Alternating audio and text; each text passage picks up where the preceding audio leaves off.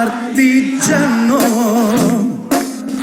portami via. Oh bella ciao, bella ciao, bella ciao, ciao. Bien, buenas tardes. Wow, me sorprende la capacidad de convocatoria. Y aunque hoy me había contado que la primera versión fue un éxito. Y es increíble que haya eventos en los que no hay coffee break y haya tal cantidad de gente. Bueno, la sesión que me ha tocado a cargo es, creo, una sesión compleja, complicada, porque el autor es un autor complejísimo, muy complicado, y además que tiene muchas escuelas distintas de seguidores, todos ellos con tesis distintas y en muchos casos tesis contradictorias. Entonces es un reto, pero a la vez es interesante tratar de plantear una lectura de Marx a través de la teoría crítica.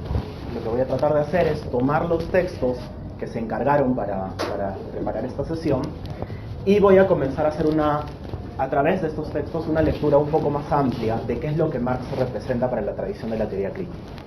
¿Ya? Entonces, primero voy a hacer algunas notas introductorias y luego ya seguramente voy a entrar mucho más a detalle sobre los textos asignados. Solamente una precisión previa, por la cual les pido disculpas por adelantado. A las 6, yo termino la sesión a las 6 y solo podría quedarme unos 2 o 3 minutos porque tengo que salir corriendo a letras a dictar una clase. Así que pido disculpas por adelantado. Igual voy a estar en las siguientes sesiones. Si les queda alguna duda o si quieren discutir algún punto adicional sobre Marx, tanto me pueden escribir, luego voy a dejar mi correo electrónico, la primera opción, y la segunda es conversarlo en una de las siguientes sesiones con mucho más detalle. Pero igual pueden interrumpir en cualquier momento de la exposición si tienen alguna duda, algún comentario, alguna ampliación. ¿Ya? Entonces, comenzamos.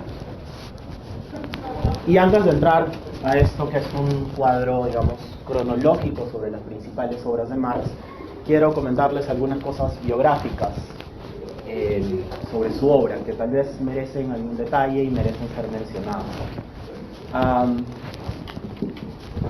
Marx era una persona con una curiosidad intelectual abrumadora, e incluso era una curiosidad intelectual abrumadora para los estándares de las grandes mentes, entre comillas.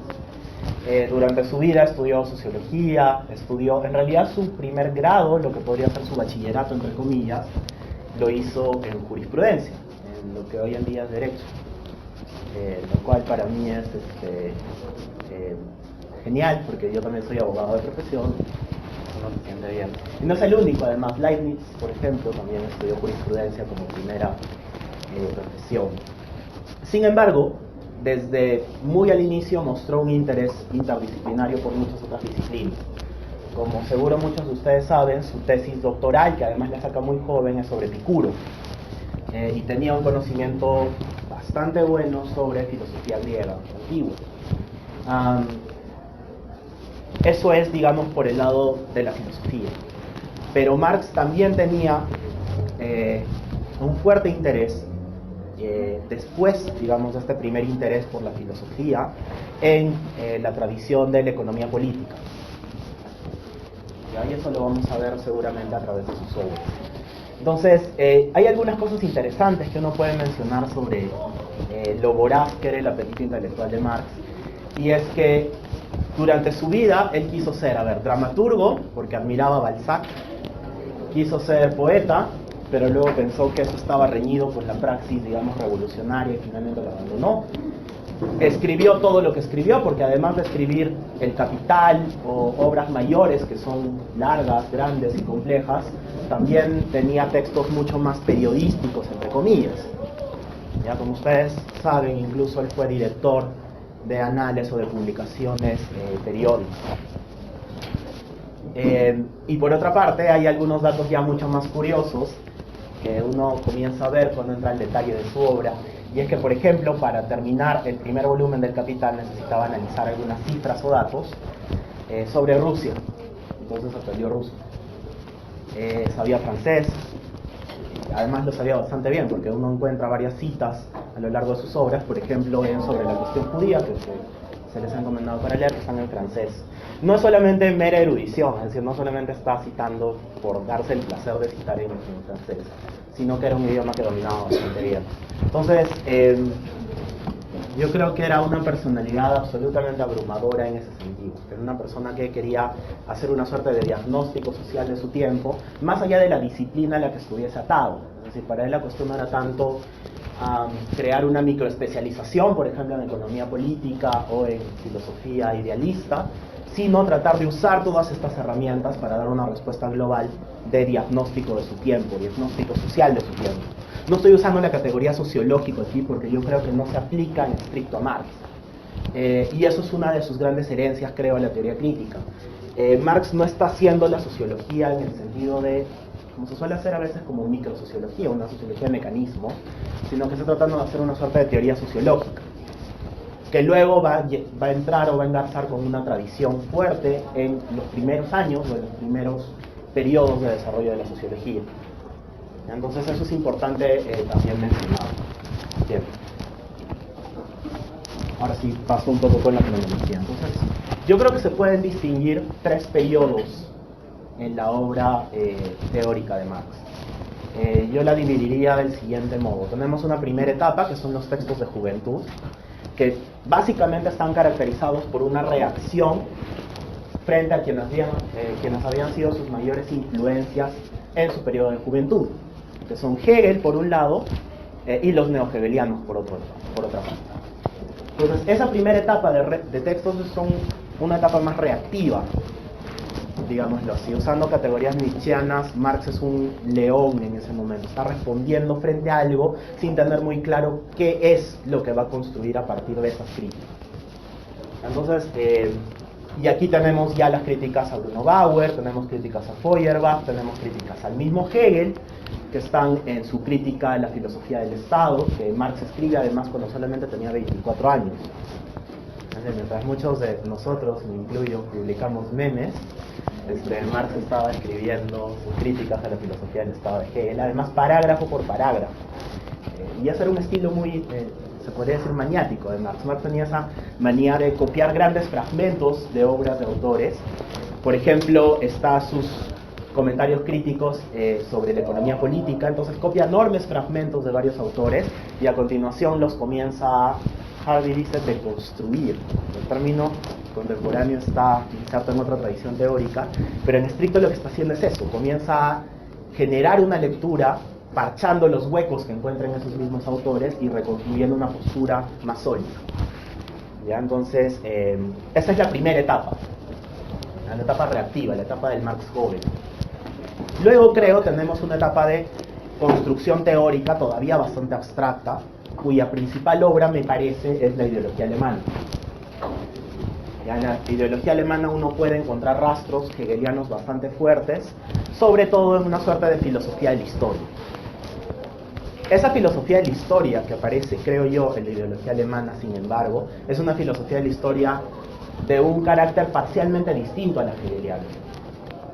Ya en la hegeliana, por lo menos en la versión más burda que uno puede reconstruir de Hegel, lo que hay es la imposición de una teleología externa, si se quiere decir así. No necesariamente, estoy haciendo la caricatura de lo que se suele entender por Hegel.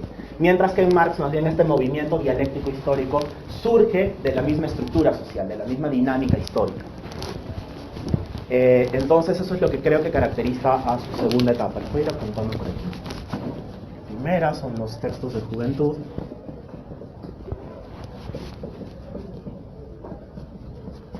La segunda son los textos de construcción teórica, lo vamos a llamar así. Y filosofía de la historia.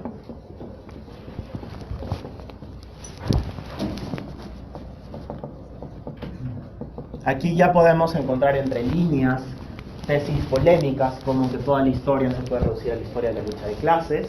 Entre líneas uno puede encontrar fragmentos en ese sentido.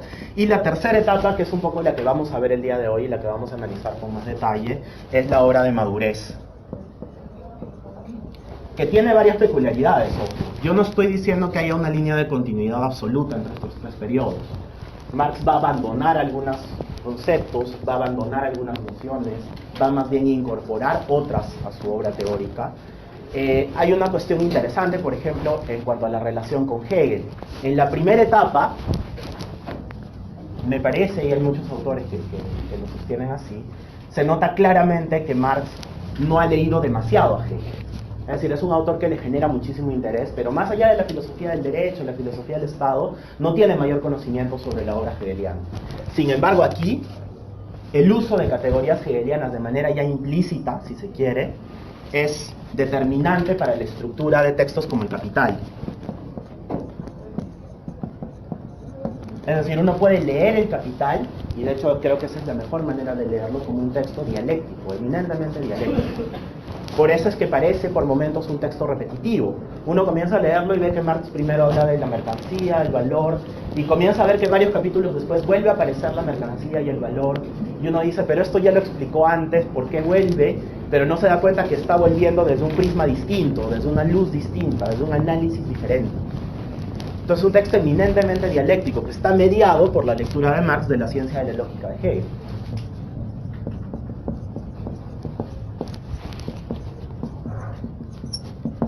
Entonces, creo que es importante trazar esas, siempre estas son, digamos, periodizaciones impuestas, periodizaciones rudimentarias en todo caso. Ayudan a ordenar las ideas, pero definitivamente no describen de manera completa que entre estas tres fases existen textos puente, los podríamos llamar así. Ya, como ustedes saben, el enorme proyecto Mega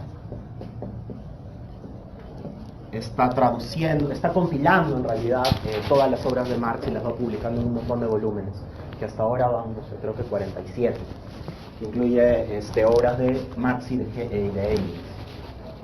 Y están cartas, hay artículos periodísticos, están las grandes obras, etc. Entonces, es una obra titánica sobre la cual evidentemente dividirla en tres etapas es un poco rústico, pero nos ayuda un poco a ordenar nuestras ideas, ¿no? Entonces ahí pueden encontrar esta periodización en varias obras, ¿no? La primera parte, crítica de la filosofía del Estado de Hegel, como les dije, cuando Marx tenía 24 años. Sobre la segunda etapa tenemos por aquí el 18 Brumario, que en realidad ya es una suerte de puente hacia la tercera etapa. Y la tercera, yo creo que su obra cumbre es El Capital. Entonces, eso en cuanto al orden de exposición. Porque suele pasar mucho, y es importante que lo mencione además, que cuando uno lee a Marx, y muchos lo han hecho así a lo largo de la historia, hace lecturas selectivas de Marx. Y uno comienza a encontrar lo que parecen ser ciertas contradicciones. Y uno le achaca el problema a Marx como si Marx claramente se contradijera entre varios textos.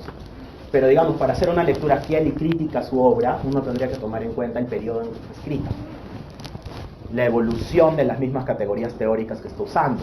Como vamos a ver en un rato, por ejemplo, y eso es tema de mi tesis de maestría, Marx casi abandona el concepto de ideología en El Capital.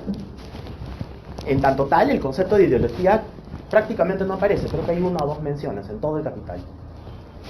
Porque ha sido reemplazado por dos categorías que están cumpliendo su misma función cuando son aplicadas al análisis estructural del capitalismo. ¿Cuáles son esas categorías? Fetichismo de la mercancía, fetichismo del capital. Entonces alguien podría decir que Marx no es consistente en ese sentido. No, yo más bien creo que lo que hay es la evolución de un concepto complejísimo o de una teoría complejísima sobre la ideología, que se aplica estructuralmente al análisis del capitalismo en El Capital. Pero que podría ser aplicada en otros sentidos, claro que sí. Justamente la ideología alemana, o por ejemplo las tesis sobre Feuerbach, son una aplicación de una teoría más rudimentaria sobre la ideología en el espectro religioso. Y además, para complicar más el asunto, el mismo Marx aplica estas categorías ideológicas, si se quiere decir, en su propio análisis del fetichismo de la mercancía en El Capital. Como han podido leer en los fragmentos asignados, hay una parte en la que menciona que justamente el fenómeno del fetichismo en la mercancía es una suerte de símil cuyo arquetipo es la enajenación religiosa. Entonces, esta suerte de animismo que está en el fondo de la teoría de la ideología. Bien, entonces luego de esa periodización es importante entonces hacernos la pregunta que tiene que ver un poco con la continuidad de este ciclo de lecturas. Y es una pregunta bastante simple. Podemos preguntarnos en qué sentido Marx es un autor que está haciendo teoría crítica. ¿En qué sentido Marx es un autor crítico? La primera respuesta, digamos, de sociología académica, es decir, es así y podemos explicarlo de esa manera, es que Marx ejerce una enorme influencia en la teoría crítica posterior. Entonces, ex post facto, yo le imputo ser un autor crítico porque influenció la teoría crítica. Esa es la primera variante. Yo creo que no es del todo precisa, es claramente Marx ejerce una fuerte influencia en los autores de la tradición de la teoría crítica. Le ejerce en la primera generación, le ejerce luego en Habermas, está en Honnet, lo vamos a ver al final, está en Rachel Yegi, que se va a ver ya en las últimas sesiones de discusión. Y ese primer sentido tiene cierto sentido. En efecto, Marx ejerce una fuerte influencia sobre la tradición de la teoría crítica, pero también la ejerce sobre muchas otras tradiciones. Y no por eso decimos que Marx es parte, por ejemplo, del marxismo analítico. No decimos por eso que Marx es parte de la teoría sociológica estándar. No decimos que Marx es un weberiano, que es absurdo, porque Weber viene después. No decimos que Marx es durkheimiano, porque Durkheim viene después. Entonces ese primer sentido, aunque interesante, yo creo que no tiene mucho sentido en realidad, porque le estamos imputando una categoría ex post a Marx. Entonces creo que lo importante primero es tratar de ver cuáles son las tres grandes tradiciones de las cuales Marx toma elementos para construir su propia teoría, ¿ya? Para que vean además el espectro de los intereses de su obra. Y según Hardy estos son tres: la economía política clásica, ¿ya? Y por clásica me estoy refiriendo básicamente a la que va del siglo XVII hasta el XIX, que incluye a grandes autores como Adam Smith, a Ricardo, etc. Entonces ahí tenemos su primera gran influencia. La segunda, menciona Hardy, que es la filosofía en general. Si bien yo creo que hay una gran influencia filosófica genérica en la obra de Marx, eso es evidente, porque incluso uno está en los fragmentos más densos del Capital y de repente encuentra una discusión sobre la ética nicomáquea de Aristóteles. Entonces, claramente hay una influencia de toda la tradición filosófica en su obra, eso es clarísimo. Pero creo que es mucho más preciso decir que la tradición que influencia de manera mucho más fuerte a la obra marxiana es el idealismo alemán.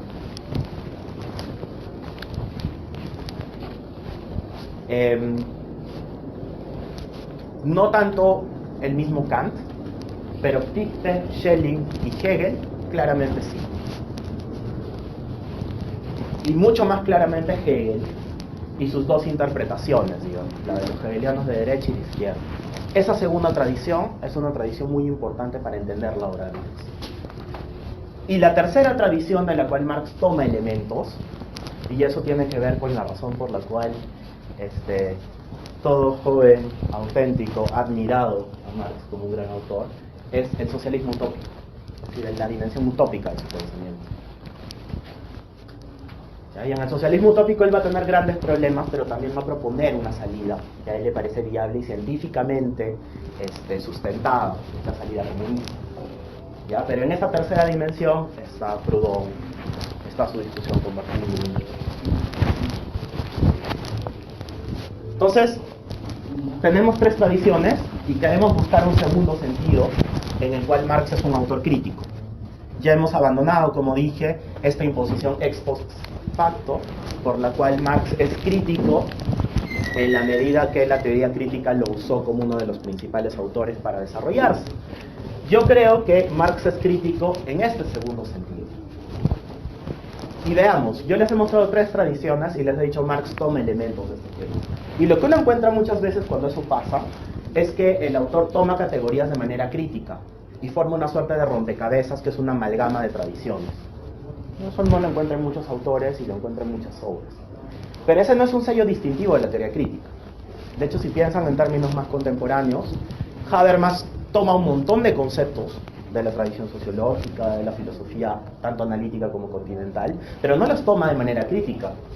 Comienza a realizar una crítica, a veces muy sutil y muy fina, y comienza a encontrar incluso contradicciones internas en estos sistemas teóricos. Y al final termina con una teoría depurada que es en efecto una amalgama, pero no es una amalgama crítica, sino es una amalgama que pasa por una suerte de proceso de filtrado, si se quiere decir así. Exactamente el mismo arquetipo de crítica está en Marx, con mucha mayor ironía, a veces de manera mucho más pulsional. Marx era burlón y a veces incurría en el ad hominem, pero aún así es un gran autor. Pero veamos, respecto de la economía política clásica, Marx va a realizar una crítica feroz. Va a tomar algunas ideas de Smith y de Ricardo y las va a criticar internamente, que es lo que vamos a ver en unos minutos nada más. Vamos a comenzar a ver cómo Marx en el Capital toma elementos de esos autores y los transforma o los reconstruye en un sentido crítico. Respecto del idealismo alemán, va a tomar, por ejemplo, el sistema de la lógica y el movimiento dialéctico hegeliano, pero lo va a liberar de esa dimensión especulativa que él cree que es en el que incurre.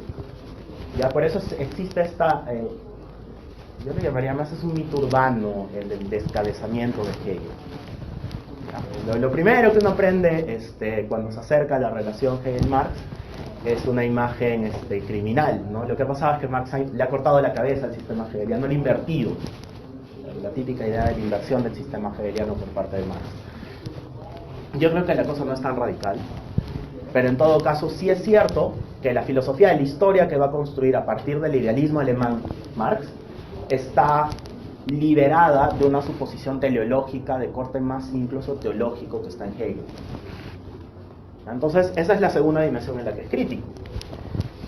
Y no solamente aquí está la crítica a Hegel, porque yo mencioné que la segunda tradición de la que se alimenta es todo el idealismo alemán, ¿ya? Pero también principalmente están los demás neo-hegelianos, que le parecen a Marx, ya con el transcurso de su obra y a lo largo de muchos más años, autores más de corte vulgar, ¿no? La crítica Feuerbach,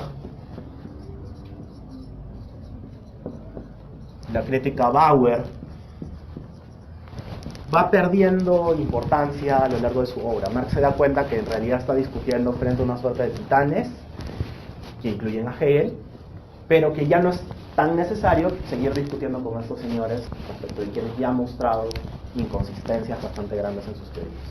Y entonces en ese segundo sentido también es crítico, porque no está tomando la tradición del idealismo alemán de manera crítica, la está transformando. Y finalmente, respecto del socialismo utópico, va a mantener el ideal de la emancipación humana, y eso es fundamental para entender la dimensión revolucionaria de la teoría marxista, pero la va a liberar de supuestos ingenuos de antropología humana, de antropología filosófica, ¿ya? Los supuestos que inspiraban a los socialistas utópicos, que son como los proto-hippies más contemporáneos. Entonces también hay críticas fuertes a estos señores. Entonces Marx es crítico, creo yo, o es mi interpretación, en este segundo sentido, porque no está tomando, y al igual que muchos autores de la teoría crítica lo han hecho, no está tomando de manera crítica a los autores o influencias de los cuales se alimenta para construir su propia teoría, sino que lo está haciendo bajo un prisma bastante crítico y bastante agudo. ¿Ya? Entonces ese segundo sentido creo que es más preciso. La construcción final de Marx, cuando uno por ejemplo lee El Capital, no es la construcción por la cual él ha hecho una nueva amalgama de elementos que ya estaban presentes en la economía política, sino que está haciendo una crítica interna a la tradición de la economía política para mostrarla desde una nueva luz. Y el tercer punto que quiero mencionar va un poco a contracara de lo que se piensa contemporáneamente y lo que uno lee en las columnas de Aldo Mariátegui todos los días. ¿Ya? Marx es un autor actual, en realidad, creo yo. Y es actual en muchos sentidos. Aquí solamente voy a mostrar 4 de ellos, pero podríamos imaginar o podríamos hablar de muchos más. En economía, en primer lugar, Marx es vigente contra lo que se piensa porque hay discusiones sobre la teoría del valor. ¿Ya? Es decir, estamos, y esa es una cuestión interesante de analizar desde el punto de vista de sociología académica. Estamos acostumbrados a que cuando entramos, por ejemplo, en una clase básica de economía, el profesor ofrece la que es la teoría marginalista del valor, la teoría neoclásica. Entonces uno la acepta, parece plausible, uno lee los manuales, que además están bonitos, tienen con color y todo, y uno entiende que esa es la teoría, o sea, en realidad que eso describe el mundo como tal. Pero en realidad existe una discusión bastante extendida sobre la teoría del valor, que la vamos a comenzar a ver en sus líneas muy fundamentales en un rato. Entonces, ¿hay personas más contemporáneas que están a favor de Marx? Sí. ¿Son la mayoría? No. Eso sí lo quiero dejar claramente mencionado, pero no quiere decir que no existan, ¿ya? Y en segundo lugar, como ustedes saben, porque está un poco más de moda, hay una gran discusión sobre el problema de la desigualdad. Y eso tiene que ver con una tesis auténticamente marxiana, la tesis de la pauperización.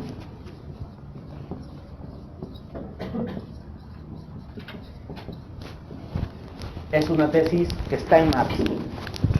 Y es una tesis que con mucho mayor desarrollo metodológico, si quieren, y con unas 420 ecuaciones más, está en Pickett. Ya, la posibilidad de que el desarrollo y la expansión capitalista a un nivel global genera no solamente desigualdades, sino que se alimenta de esas desigualdades porque son la condición de posibilidad de la perpetuación del capitalismo, es una tesis que está en Pickett. Entonces, ahí tenemos una primera influencia fuerte. En economía todavía hay una gran influencia de Marx. En historia, o yo la llamaría sociología histórica, si se quiere, hay también, y aquí es mucho más fuerte, una influencia de Marx. Pensemos nada más en el ejemplo de la obra de Barrington Moore. Quienes son de ciencia política deben saber que este señor en el 65-66 publicó una obra que se llama Los orígenes sociales de la democracia y el autoritarismo. Ya, en esta obra Barrington Moore la interpretación que hace sobre el surgimiento de democracias y autoritarismos o autoritarismos es a través del lente de la lucha de clases. Y es a través de una lectura eminentemente y completamente marxista. No marxista en el sentido ingenuo, está haciendo una crítica también de categorías marxistas, pero en el fondo es una teoría de corte marxista. Podríamos agregar aquí, además de la sociología histórica, la ciencia política, y tendríamos que pensar en toda la tradición del marxismo analítico. Donde está Cohen, donde estuvo Elster, donde está Adam Pesorsky. Tenemos varios autores, y autores importantes. Uno podría decir, bueno, pero el marxismo analítico ha sido casi abandonado, ya no hay nadie que se autoproclame marxista analítico. Bueno, entonces quedémonos solo con un autor tan importante como Pesorsky. Uno de los autores fundamentales para entender, por ejemplo, regímenes políticos comparados en ciencia política es él. Y su influencia sobre de la obra de Marx es grande. En la misma teoría crítica hay varias influencias. La evolución y funcionamiento del sistema capitalista, entendido como un proceso que genera un movimiento progresivo, está en Rachel Yale, que es una autora de la que llamaríamos la cuarta generación de la Escuela de Frankfurt, quien estuvo en Lima hace un par de años y quien me parece que Gianfranco va a tratar en la penúltima o en la última sesión de discusión. Ya, entonces, si uno quiere ver una amalgama de pragmatismo por una parte y teoría marxista por otra parte, Yale es una opción. Y finalmente, en cuanto a lo que a mí me interesa más, en la teoría de la ideología la influencia de Marx es abrumadora. Es decir, no existiría teoría de la ideología, no existiría toda una disciplina académica si no hubiese sido porque la crítica a la ideología de Marx fue planteada. Desde los clásicos hasta los contemporáneos.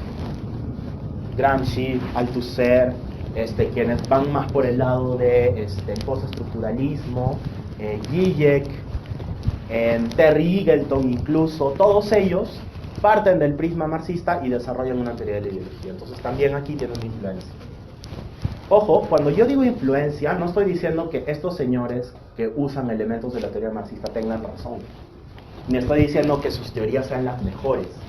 De repente no lo son, yo solamente quiero mostrar un punto mucho más humilde, que es la vigencia y la actualidad de la teoría marxista en debates mucho más contemporáneos. Bien, entonces con esos elementos, digamos, prelegómenos largos, ahora sí voy a entrar a los dos puntos que quiero desarrollar el día de hoy. Ya, el primero tiene que ver con la crítica que Marx emprende a básicamente Bruno Bauer, pero está representando el liberalismo en un sentido formal, sobre la cuestión judía, que no quiero que me tome mucho tiempo, porque más bien quiero pararme en este análisis, que es un análisis de los primeros dos capítulos del Capital que ustedes han podido revisar. Ahí sí quiero detenerme un poco más, quiero darle más vueltas al asunto, porque son capítulos complejos en cierto sentido, pero también muy interesantes. ¿Ya? Entonces eso es lo que voy a hacer a continuación. Tomemos dos citas sobre la cuestión judía, en las que se nota claramente lo que podemos llamar una crítica liberal. La primera dice lo siguiente, son citas de Marx, ¿verdad? El problema de la relación de la emancipación política con la religión se convierte para nosotros en el problema de la relación de la emancipación política con la emancipación humana. ¿Ya? Quiero que ahí recuerden, durante un minuto nada más, que lo que subyace al ideal de emancipación judía, en los términos de Bruno Bauer, es una distinción de varias categorías de emancipación. Hay una emancipación política, que tiene que ver con la consecución de derechos civiles. Hay una emancipación religiosa, que tal vez tendría que ver con el reconocimiento de los mismos derechos que existen para los cristianos. Entonces, hay cierta ambigüedad sobre qué es lo que busca el judío cuando está buscando una emancipación. ¿Ya? Y ahí sigue Marx. Si lo que está buscando el judío es... y ahí sí es importante esto mencionarlo antes de seguir. Hay mucha discusión sobre si Marx era antisemita o no lo era. ¿Ya? Yo diría algo, están parafraseando a Levitsky, sobre Marx hay indicios, hay dudas, sobre Heidegger hay pruebas. ¿Ya? Entonces, me parece que claramente hay elementos antisemitas, aunque muchos autores quieran parcharlos, pero su contexto histórico era mucho más antisemita que ya el contexto heideggeriano también era complicado, pero bueno.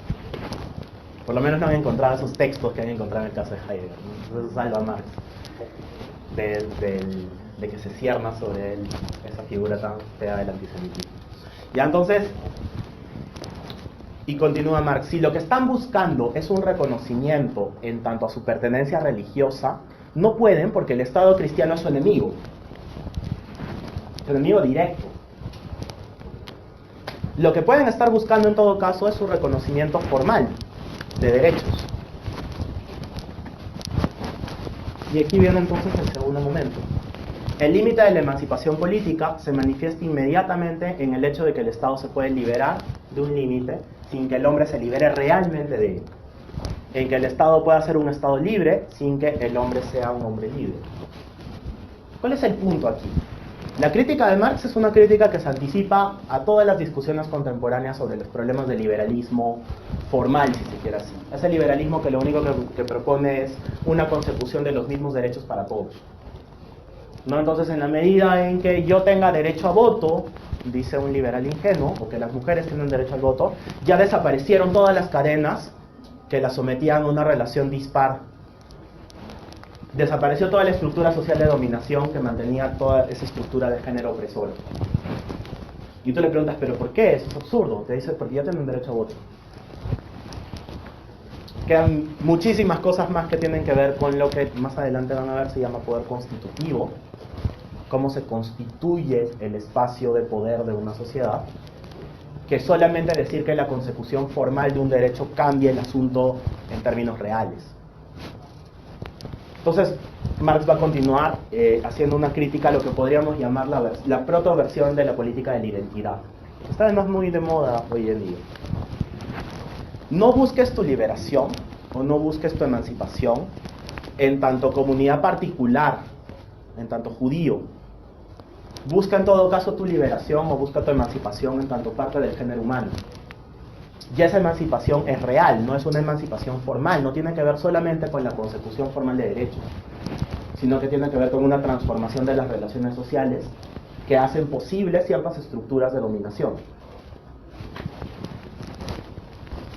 ¿Ya? Entonces, es importante la cuestión judía, sobre la cuestión judía, porque plantea, como les digo, muchísimos elementos que están presentes contemporáneamente en lo que se llamó debate entre comunitaristas y liberales, o entre republicanistas y liberales.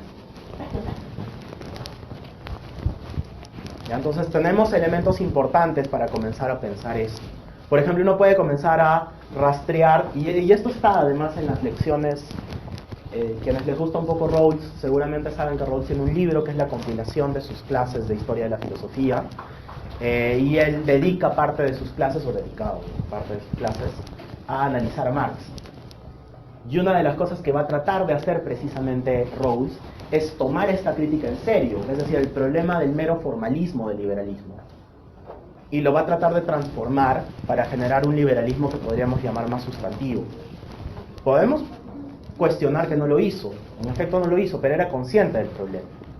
Los dos principios de justicia son una suerte de estrategia para afrontar ese problema, que es un problema acuciante, ¿no? Entonces uno encuentra un principio de la igualdad que además comienza a alimentar lo que se ha venido a llamar ya más contemporáneamente el liberalismo igualitario, ¿no? Entonces el mero formalismo de las mismas libertades es más propio de el contexto posterior y más burgués de la Revolución Francesa.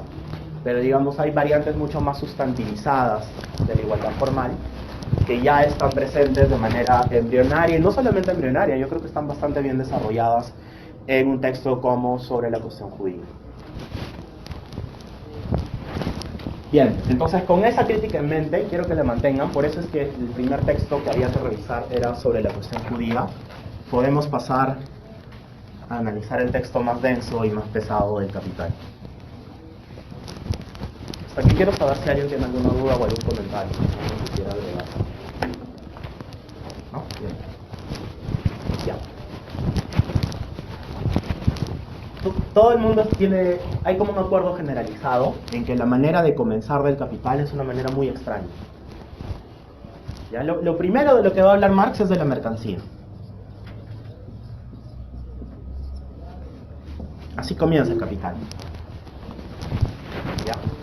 Y lo que sostiene es que la mercancía es una suerte de sustento o es el basamento sobre el cual se construye el sistema capitalista.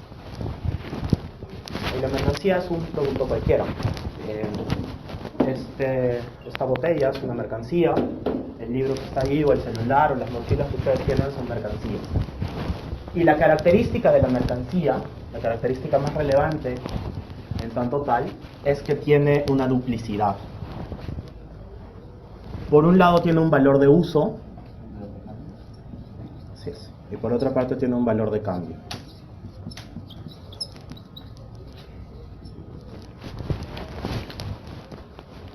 ¿Ya?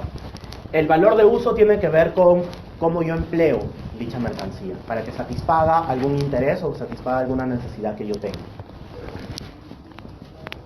¿Ya?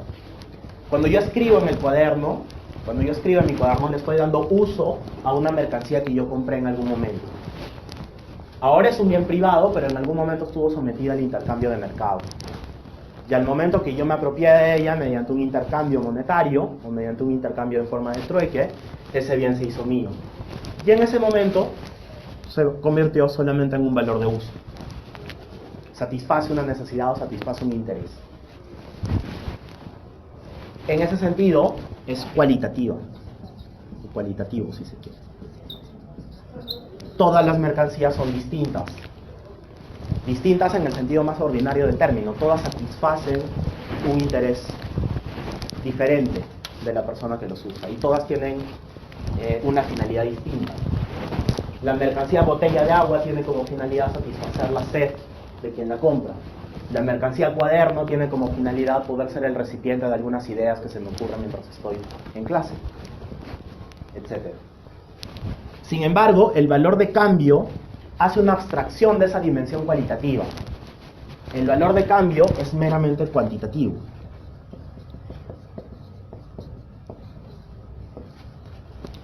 Y además de ser cuantitativo, se refiere a una relación de intercambio en condiciones de equiparidad. ¿Ya? Lo que establece el valor de cambio son las condiciones, entre comillas, legítimas en las cuales un intercambio de mercancías se puede dar en un sistema llamado mercado. Entonces ahí vienen todos estos ejemplos en los cuales Marx se puede pasar hojas de hojas. Por ejemplo, vamos a cambiar el ejemplo de Marx, ¿ya? Un pantalón es igual a 3 camisas. Respecto de su valor de uso, claramente no. El valor de uso de ambos bienes, de ambos tipos de bienes o de mercancías, es claramente distinto. sirven para satisfacer necesidades distintas. En términos genéricos sirven para vestirnos, sí, pero no en la misma parte del cuerpo, por ejemplo. No se le ocurre a nadie que uno pueda, pensando que ambos son iguales, salir vestido con 3 camisas y 3 camisas abajo y así hacia la calle. Absurdo. Lo que está aquí en juego, o esta igualdad, es un elemento cuantitativo, el valor de cambio, que establece justamente estas condiciones de igualdad. Entonces la pregunta es, ¿qué es esto? Esta pregunta no solamente comienza en estos capítulos, sino que es la pregunta fundamental de todo el Capital. Ya, para entender, creo, fielmente toda la obra, uno debería entender fielmente cuál es el problema ahí. Es decir, cuál es el problema con esta condición de equiparidad que está colocando entre dos mercancías que se intercambian en un sistema de mercado. ¿Ya? Y ahí quiero ya entrar directamente al problema. Lo que está aquí, o lo que los hace iguales, se llama valor seco. ¿Ya? No, ya no valor de uso, ya no valor de cambio, se llama valor. La sustancia que hace iguales a dos mercancías dadas se llama valor. Esa es su sustancia.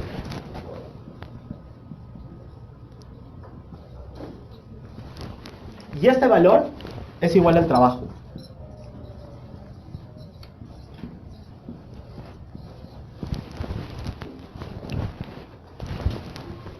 ¿Ya? Entonces, la equiparidad se sustenta, o digamos está sedimentada, en un valor. Ese valor es la sustancia del intercambio. Y esa sustancia remite al concepto de trabajo.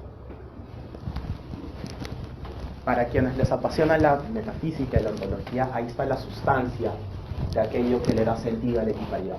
Ya. ¿Y la magnitud?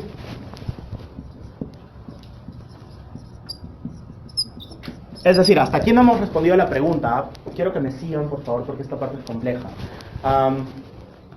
Hemos establecido que esa posible igualdad o desigualdad, porque también podría ser el caso que esta no sea una igualdad, es decir, que un pantalón valga más que 3 camisas, o a la inversa, 3 camisas valgan más que un pantalón. Sabemos que tiene que ser el trabajo, pero nos hacemos la pregunta, ¿cuál es la magnitud entonces? La magnitud es el tiempo de trabajo.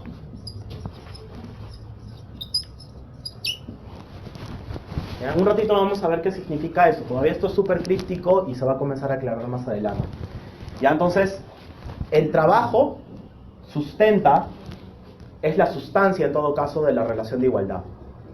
Y yo sé que son exactamente iguales porque en términos abstractos tienen el mismo tiempo de trabajo invertido para la producción. Ambos bienes. ¿Ya?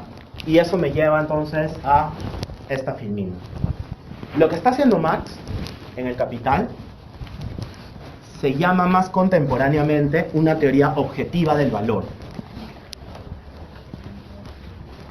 Que cuando mencioné que, no sé si recuerdan que hablé de la vigencia del pensamiento de Marx, yo les dije que en economía todavía es vigente esto de la teoría objetiva. Ya. ¿De qué va toda esta discusión? Va en el siguiente sentido.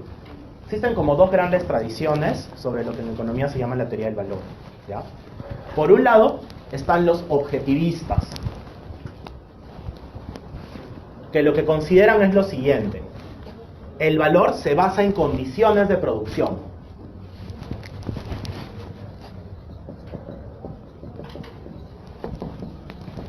¿Qué quiere decir esto? ¿O cuáles pueden ser las condiciones de producción? Pueden ser muchas. Puede ser el trabajo,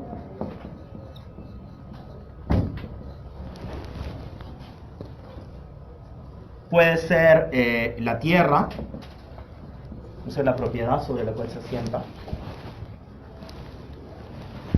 puede ser el mismo capital, en un sentido más amplio, no lo estoy usando en sentido técnico aquí. Estas son las condiciones de producción. Entonces, ¿qué dice un objetivista? Lo que dice es lo siguiente: el valor de algo se mide porque al final de cuentas, al final del día, se sustenta en una condición dada y fáctica de producción. Por ejemplo, el trabajo. ¿Ya? Esa es la tesis de quienes he llamado aquí los objetivistas. Frente a ellos, los subjetivistas sostienen más bien que el valor es la expresión de las preferencias de los consumidores. ¿Ya? Y esto seguramente lo han escuchado bastante.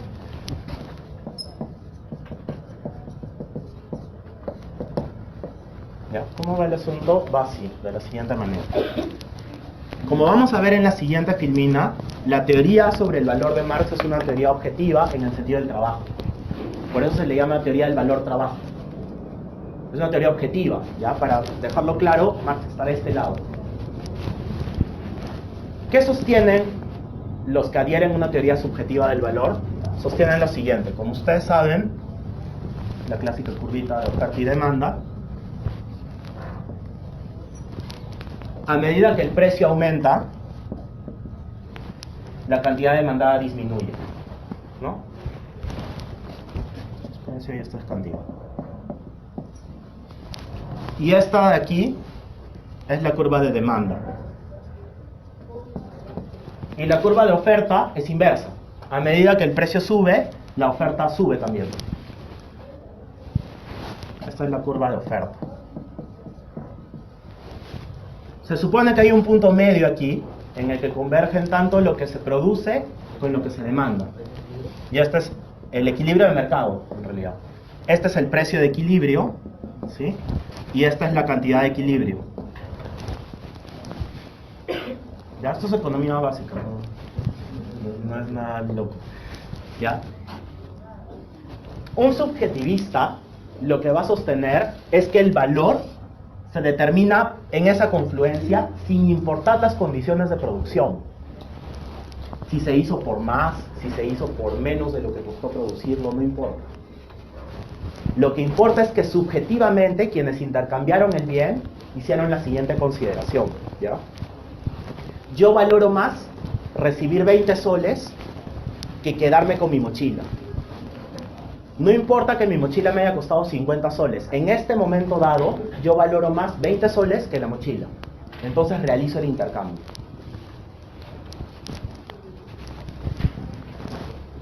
¿Ya? Entonces, generan lo que ustedes también deben haber visto en teoría del consumidor como curvas de indiferencia. ¿Ya? Entonces, una curva de indiferencia tiene dos bienes, o una canasta de bienes puede ser, los bienes A y B, y todos los puntos que están aquí, es decir, todas las combinaciones posibles entre estos bienes, no sé, acá 5 del A y 2 del B, y así sucesivamente, generan el mismo nivel de satisfacción. Ese nivel de satisfacción se expresa en términos abstractos como utilidad.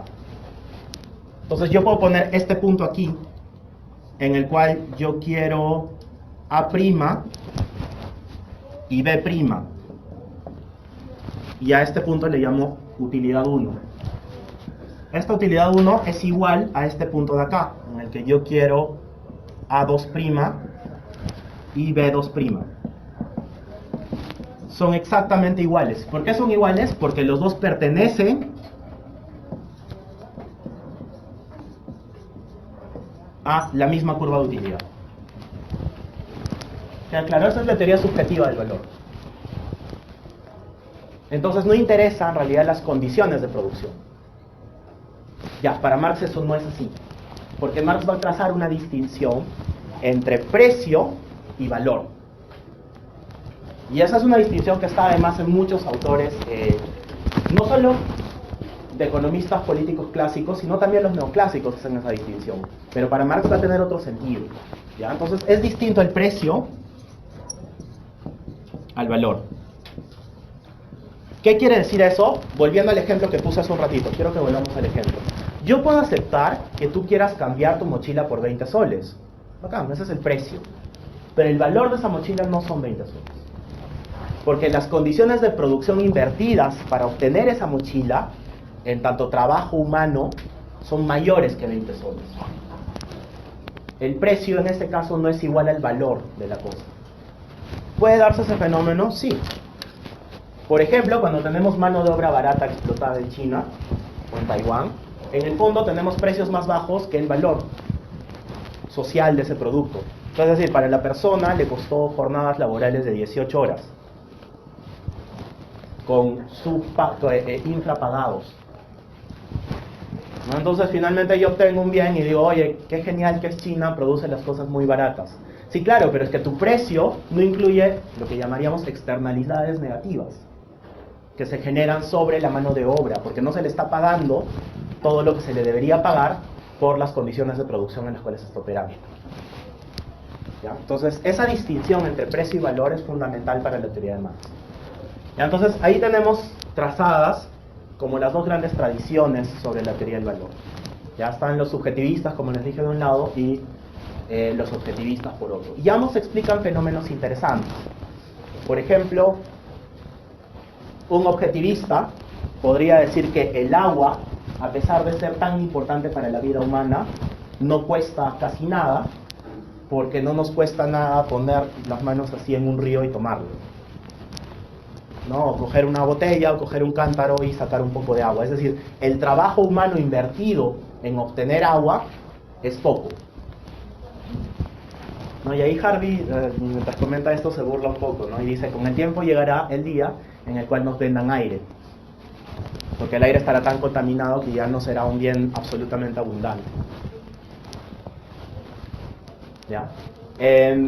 Y los marginalistas lo explican más bien en otro sentido, ¿ya? Porque ellos miden el valor por una cosa que se llama la utilidad marginal.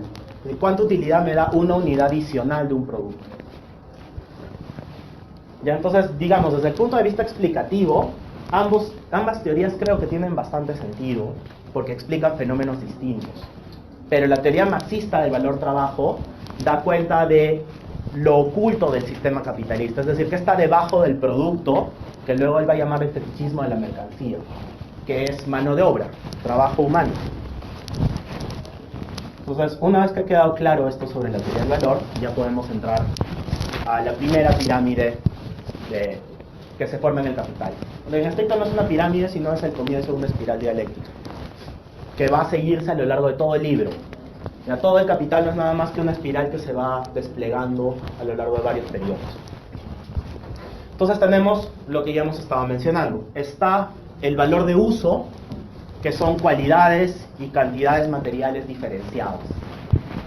Una mesa sirve para escribir, una silla sirve para sentarse, un proyector sirve para que se muestren las diapositivas. Todos tienen finalidades distintas, se usan en distintos sentidos. Son mercancías cualitativamente distintas. Valor de cambio es cuantitativo e indiferenciado. Si el proyector vale igual que dos mesas, yo hago una abstracción de su uso. Solamente me quedo con que valen lo mismo. Y finalmente, el valor solito, sin más adjetivos, es inmaterial, lo cual no quiere decir que no sea objetivo, ¿ah? Voy a volver sobre eso en un segundo. Y es relacional, porque es tiempo de trabajo socialmente necesario para producir una mercancía. Ya, eso está en Harvey, que además reconstruye, creo, bastante bien esa parte del capital. Entonces, ¿qué está diciendo aquí Marx? Está diciendo lo siguiente: que el valor sea inmaterial, es decir, que yo no lo vea cuando está en la mercancía, no significa que no sea objetivo. Como el hecho de que yo no vea la gravedad, no significa que no estoy sometido a sus leyes.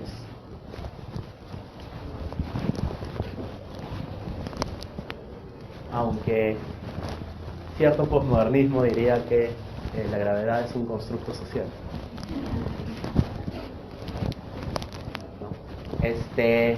Pero no lo veo, es decir, las leyes físicas no las observo, no son objetos materiales como una mesa, son leyes relacionales. Además, la ley de la gravedad, en la versión newtoniana, digamos, que es la que está disponible para Marx, no la versión newtoniana, es una relación entre dos cuerpos, de atracción entre dos cuerpos, ¿no? Entonces, es inmaterial, lo cual no quiere decir que no es objetivo. La mercancía expresa un valor que tiene que ver con trabajo humano. Yo no veo el trabajo humano, salvo que no hay una fábrica y vea cómo están golpeando niños chinos para que me den mi iPhone. Bueno, esa posibilidad existe, ¿no? Pero si yo no la veo, es inmaterial. Y aún así es objetivo. Bien, entonces esa es la triple división del valor de la mercancía. ¿Ya? Entonces, ¿qué es este valor en el fondo? Ya les dije, la sustancia de ese valor es el tiempo, es el trabajo, mejor dicho, y su magnitud es el tiempo de trabajo socialmente necesario para producir un bien dado. tiempo. Yo sé que hasta aquí esto suena bastante coherente, ¿ya? Sólido. Sin embargo, eso genera un problema, que es lo que yo llamaría el dilema de Homero Simpson, ¿ya? ¿Cuál es el dilema de Homero Simpson? Yo les he dicho que el valor es el tiempo de trabajo socialmente necesario para producir un bien. Ya alguien podría decir, pero qué bien, pues no, si alguien se demora más para producir algo, esta demorarse más hace que su producto tenga más valor, porque se invirtió más tiempo de trabajo, más tiempo de músculo, más tiempo de mente humana. Ya, esa no es la teoría de Marx. Es decir, el dilema de Homero Simpson no es un dilema en realidad para Marx, porque Homero Simpson, con todo lo entrañable que es, tiene baja productividad promedio. Es decir, si lo medimos con todos los operarios fabriles nada más en Springfield, sin necesidad de salir de ahí, nos vamos a dar cuenta que hay otros operarios que producen más que él. Incluso podríamos reemplazar a Homero Simpson con una máquina que solamente hace el golpecito ahí para evitar que la central nuclear explote. Ya, entonces no es un problema en realidad. El trabajo socialmente necesario es estrictamente socialmente necesario, es un agregado social. Marx está haciendo macroeconomía aquí. Quiere buscar un promedio, digamos, de la mano de obra para ver en cuánto tiempo se produce algo y cuál es el costo de producción en cuanto a trabajo. Y ese es el valor del bien. Es decir, no es el caso particular. No tengo que ir por el mundo preguntándole a una persona, por ejemplo, no sé, a un artesano, cuánto le costó o cuánto tiempo le costó hacer una vasija. Digamos, si no es una vasija que tiene elementos artísticos que la hagan tan hermosa que tiene un valor propio, sino una vasija cualquiera, y si me dice 2 años y por eso te quiere cobrar 5.000 soles, pues en realidad no es tanto su valor, ¿no? Porque hay un exceso o hay una baja productividad en todo caso. Ya, entonces es un agregado social.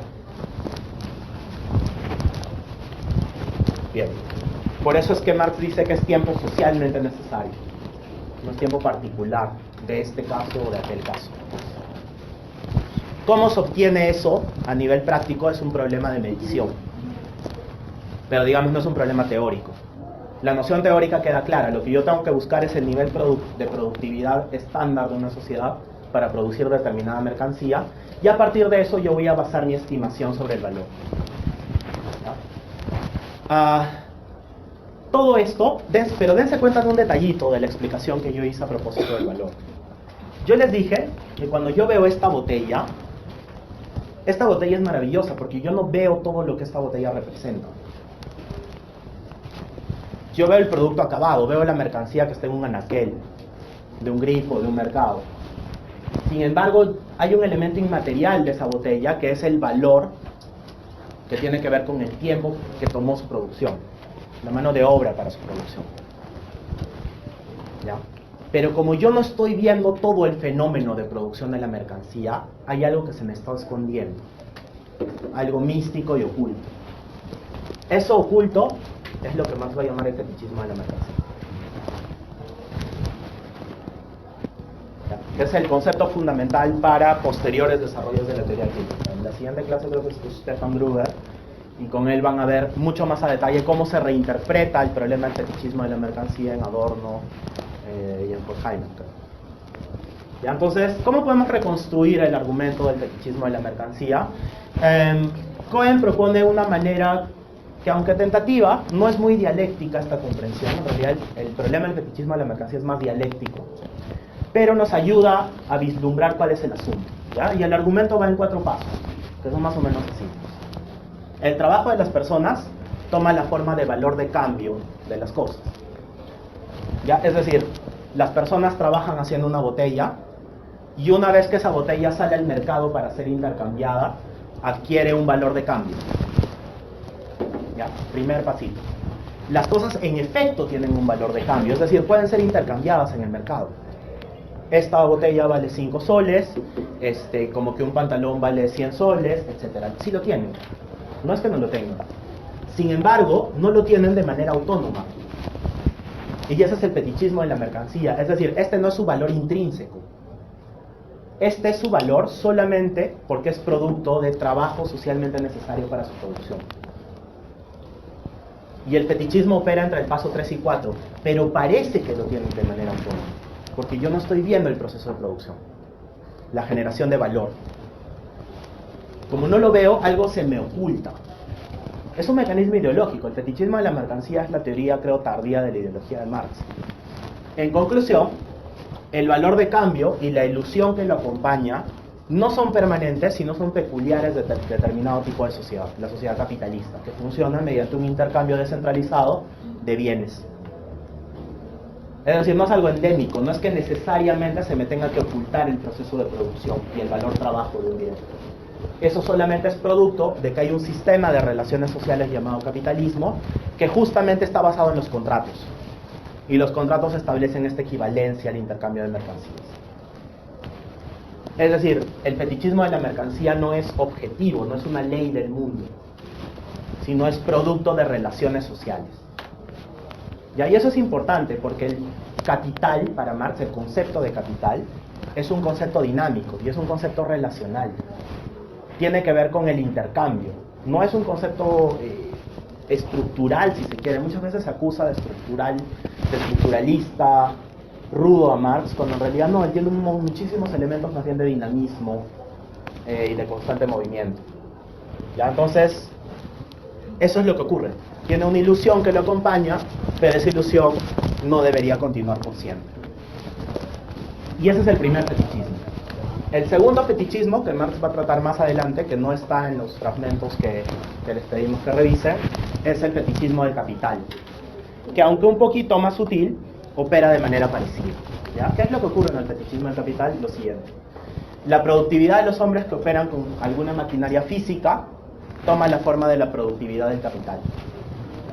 Es decir, yo comienzo a creer que la computadora, por ejemplo, para producir informes, tiene productividad, cuando en realidad lo productivo son los hombres que hacen uso de esa computadora para producir informes. El capital en efecto es productivo, pero no es autónomamente productivo, porque requiere de la mano de obra. Pero parece como si sí lo fuera, porque quien ve el informe, uso el ejemplo del informe porque me parece muy interesante respecto de la actividad de muchos abogados. Los abogados de grandes estudios producen informes, y esos informes se los venden a empresas por un montón de plata. ¿Ya? Entonces la empresa puede ver ese informe y decir, wow, esto es producto de una maquinaria impersonal que yo no entiendo, pero perfecto porque soluciona mi problema. Pero en realidad el valor de ese informe no es el papel del informe, esa es la mercancía, digamos en sus términos más rudos, es la parte física. El valor es el producto intelectual o la actividad intelectual depositada en ese informe que luego se entrega a un cliente. Sin embargo, el cliente no ve todo ese proceso. ¿Ya? Y eso ocurre tanto en la mercancía como en el caso del capital. ¿Ya? En consecuencia, el capital y la ilusión que lo acompañan no son permanentes, sino son peculiares nuevamente a determinado tipo de sociedad. En la cual las industrias, a ver, lo que ocurre es que en el capitalismo las industrias están usualmente separadas de las grandes ciudades o están en los suburbios. Y esto es un poco más de Harvey que de Marx en el sentido estricto, pero me parece interesante. Y las fábricas tienen una geografía que oculta, o una disposición que oculta respecto de todos los demás, la producción de los bienes y servicios. Entonces yo en estricto no tengo acceso al mecanismo de producción de valor de la mercancía, sino solamente tengo acceso a la expresión final de ese proceso. ¿Ya? Ese ocultamiento que se genera por los grandes parques industriales en el mundo, en realidad es un mecanismo macro de ocultamiento del valor, para que persista justamente este mecanismo ideológico del fetichismo de la mercancía. ¿Ya? Entonces, con eso creo que termino el PPT y luego quiero desarrollar algunas cosas más. Así comienza el capital. ¿Ya? Entonces lo que hemos visto hasta aquí no es nada más que el primer movimiento. La mercancía tiene valor de uso y de cambio y tiene un valor. Ese valor de fondo es el trabajo socialmente necesario para su producción. Y aquí está. Tiempo de trabajo socialmente necesario. Ese trabajo es concreto y es abstracto, nuevamente, como valor de uso y valor de cambio. ¿Por qué es concreto y es abstracto? Por lo siguiente. Es concreto porque la labor del ebanista es distinta a la labor del abogado. Y esa es distinta a la labor de el maestro gasfitero. En términos concretos, todos los trabajos son cualitativamente distintos, ¿ya? Hay trabajos simples y hay trabajos más complejos, hay trabajos primarios y hay trabajos complejos. Cualitativamente son distintos en términos concretos. En términos abstractos, tiene que haber una unidad común de medición del trabajo.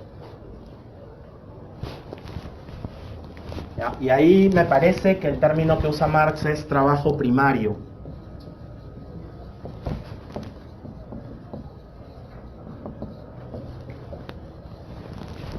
Y ahí el trabajo primario son las unidades mínimas de trabajo. Lo que está haciendo Marx aquí es muy propio de una suerte de positivismo en cierto sentido. Está buscando la unidad de medición. Ya así como en las ciencias físicas yo no puedo dar una respuesta sin decir cuál es la unidad. Ya, por ejemplo, newtons, kilovatios, etcétera. No puedo dar una respuesta sin esa unidad. Lo que él está buscando es cómo mido la igualdad. La mido solamente si tengo una unidad de medición. Y esa unidad tiene que ser el trabajo primario, unidades de trabajo primario. Ya que les vamos a llamar los Ws. Entonces yo podría decir lo siguiente. Producir, si se quiere, un informe que requiere actividad intelectual, por ejemplo el informe de un ingeniero, demanda 4 unidades primarias.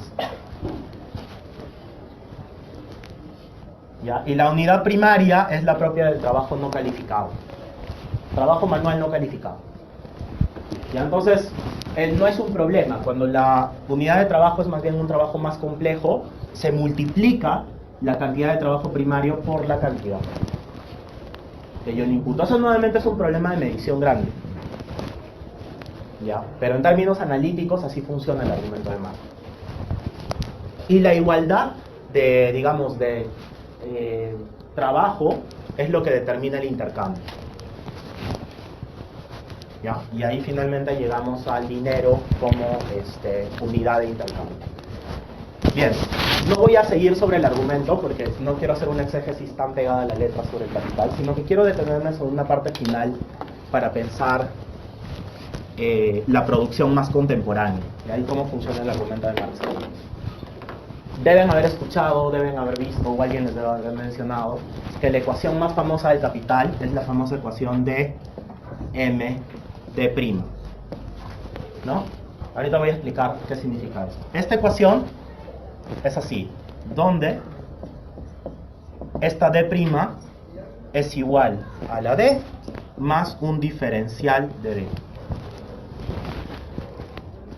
¿Ya? Eso podría ser la primera derivada, si quieren. Marx no se mete en ese problema, no hay un análisis tan matemático. ¿Ya? ¿Qué significa esto? Y esta es la magia, por qué el fetichismo del capital nos ha servido tanto hasta este punto. Esta ecuación se lee así: dinero, mercancía, dinero transformado.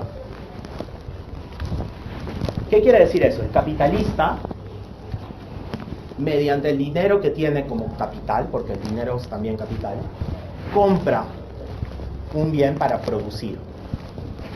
¿Ya? Es decir, mediante su dinero, acá viene el capitalista, compra algo, que es esta mercancía. Y no sabemos cómo, porque así comienza en realidad el análisis del capital, por un efecto mágico, esa mercancía se transforma en más dinero, un excedente de dinero, que es el dinero base más un diferencial positivo. Obviamente en el capitalismo yo también puedo perder. El capitalismo financiero contemporáneo nos muestra eso en todo su esplendor, ¿no? Uno puede de repente, imagínense por ejemplo invertir en una cuenta a plazo fijo. La cuenta a plazo fijo es más o menos segura, ¿no? Entonces uno invierte 1000 soles el primer año a una rentabilidad, o 100 soles el primer año a una rentabilidad de 6%. Al final del primer año tienes 106 soles en su cuenta. Y uno, fetichismo de la mercancía o fetichismo del capital, puede decir qué maravilloso que es el sistema bursátil. Metí plata y ha aparecido más. ¿Ya? Ese es el mecanismo ideológico por el cual funciona. Pero también puede perder. Imaginemos que invertimos en estos activos de alto riesgo, bonos basura, etcétera, y puedo perder dinero. ¿Ya? Pero la estructura básica, es decir, ningún capitalista se mete al sistema para perder. en realidad va a querer ganar y este diferencial debería ser positivo. Ya, pero la pregunta es, ¿de dónde sale este excedente? Parece que no hay una explicación coherente.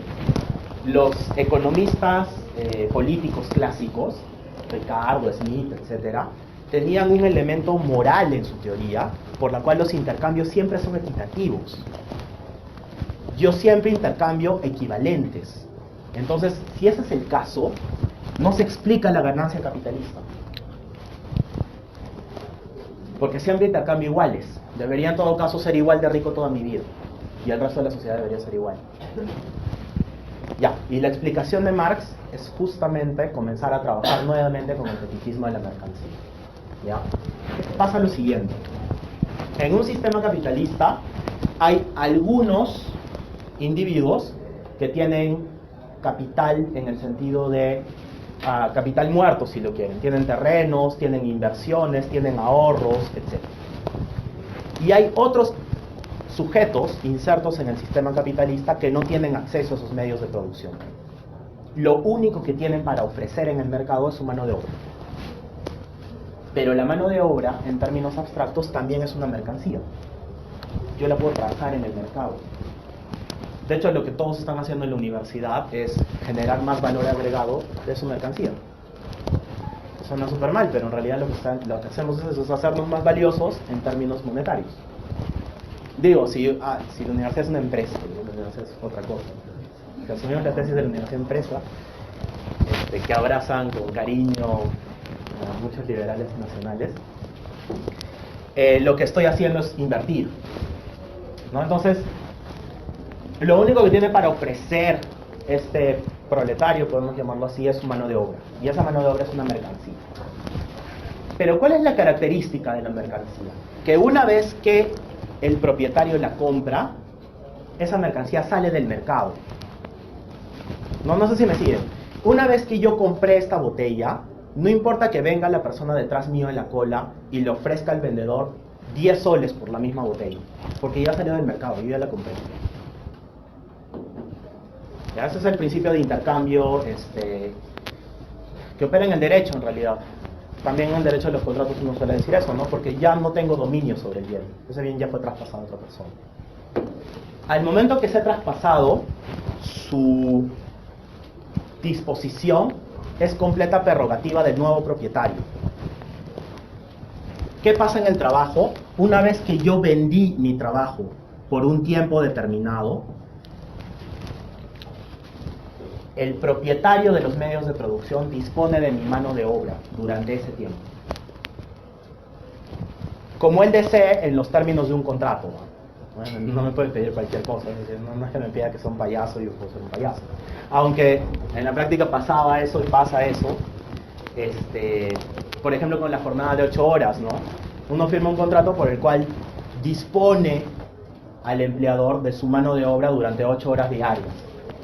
Y en realidad muchas veces pasa que uno ya ni ve el sol porque entra de noche y entra de madrugada y sale de noche. Pero eso es lo que ocurre. Entonces uno vende su mano de obra durante un tiempo determinado. En la práctica, el capitalista necesita obtener ganancias. Entonces lo que va a hacer es hacer un uso intensivo de esa mano de obra, de forma tal que no solamente recupere su inversión, sino que gane un excedente respecto de su inversión, ojo, ¿ah? Pero como me ha comprado la mano de obra durante un tiempo determinado, yo ya no tengo derecho al valor que estoy generando, porque yo no soy el dueño de los medios de producción. Entonces, al final de la jornada, imaginen que el capitalista me ha pagado 5 soles la hora. Él ha obtenido un valor medio de 7 soles la hora de mi trabajo. Me ha pagado 5 y él ha obtenido 7. Hay un diferencial de 2 que no sabemos a dónde se ha ido. Ese diferencial es este diferencial, el de acá. Sí. Esa es la plusvalía. Esta es la plusvalía.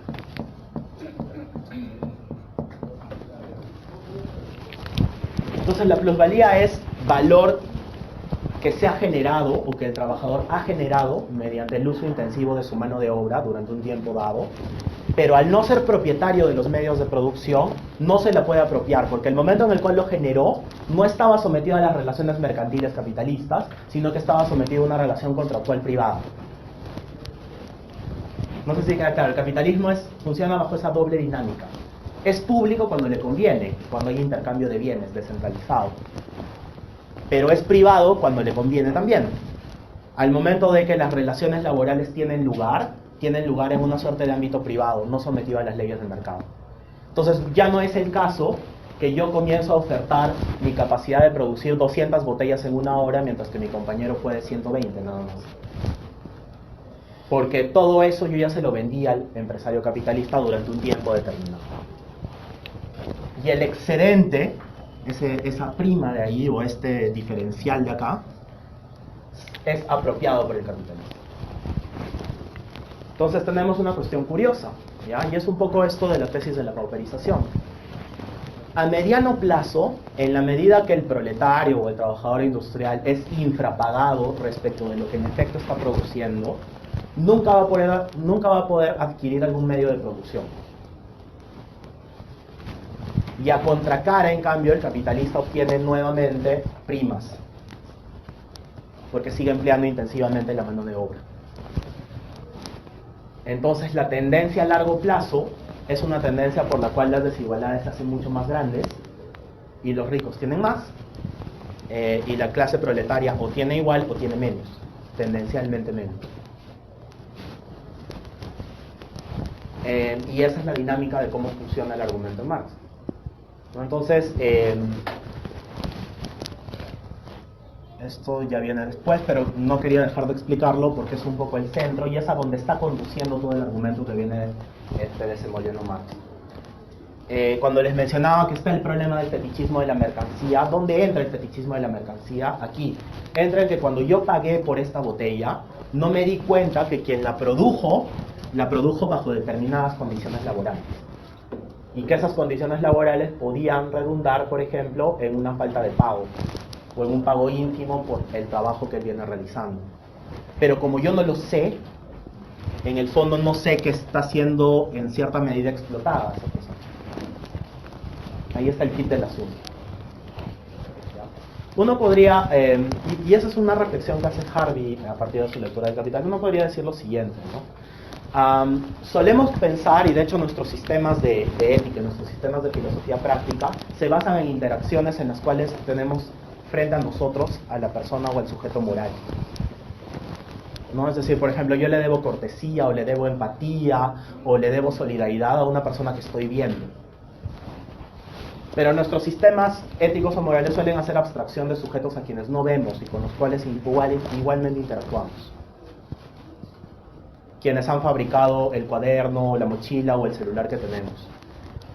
Pero si queremos en estricto hacer filosofía práctica global respecto de todos los bienes que usamos, deberíamos incluirlos en nuestra toma de decisiones. Y si es así, cuanto menos deberíamos tomar en cuenta condiciones de comercio justo. Digo, cuanto menos, ¿no? Uno podría hacer más, podría tratar de transformar las estructuras de la dominación de la sociedad. Pero lo mínimo que podemos hacer es tratar de adherir a una tesis de comercio justo, por la cual esta prima, que obviamente esta es una prima ineliminable del sistema capitalista, porque algo tiene que ganar el empresario, sea razonable, que no sea usurera, si se quiere. ¿Ya? Eso tiene un equivalente en la economía neoclásica. ¿Ya? Tampoco quiero dar una imagen tan sesgada de la economía neoclásica. El modelo justamente de competencia perfecta propone que con la entrada de más competidores a un mercado, los precios se acerquen cada vez más a los costos de producción, ¿no? Pero el costo de producción tiene que incluir una prima de ganancia del capitalista. Pero es una prima de modelo de competencia, es decir, tiene que ser la mínima prima posible para que el competidor siga en el mercado. ¿Cuál es el gran problema de esa perspectiva? Es que puede ser correcta a nivel agregado, pero no desaparece el problema de que la prima de aquí igual significa una expropiación de fuerza de trabajo del proletario. Entonces, si bien hay intentos por solucionar el problema, o si bien hay intentos por explicar de manera más satisfactoria el problema persiste. ¿Ya? Entonces, finalmente, quiero meter esto en un término más macro, entenderlo más en términos globales. ¿Qué significa que el modo de producción tenga estas características? Significa que ciertas relaciones de producción, por ejemplo, la relación de producción que hace posible que nosotros no tengamos una relación inmediata con el productor de una mercancía, se perpetúen. ¿Ya? Y ahí seguramente hay otro término que deben haber escuchado muchas veces sobre el sistema de Marx, que es la dualidad entre fuerzas productivas y relaciones de producción.